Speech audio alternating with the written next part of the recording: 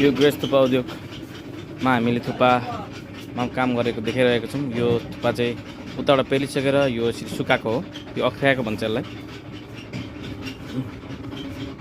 अनि यसरी अख्राइसकेपछि एकचोटि अनि हामीले यसरी बाहिर घाममा सुकाउने गर्नुपर्छ।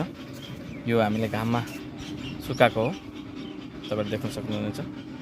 यो परसम्म हामीले घाममा सुकाएको छौँ।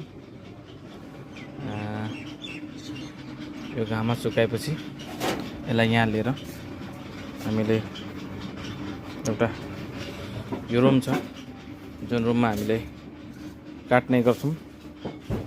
यो प्याकेजिङ भइसकेको छ, यो पनि बजारमा जानको लागि रेडी भइसकेको छ। यहाँ देख्नुहुन्छ यो पनि छ, यो प्याकेजिङ भइसकेको छ।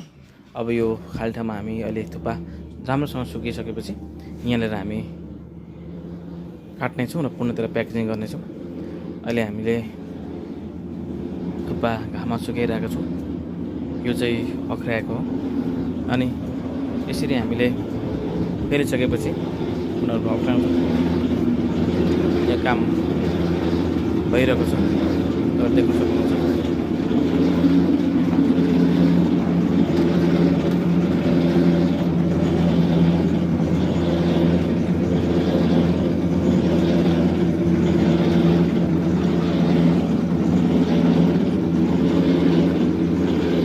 मिक्सचर हो, यसले चाहिँ एकचोटि 50 केजी पोल्छ, 50-60 केजी जति एकचोटि पोल्छ।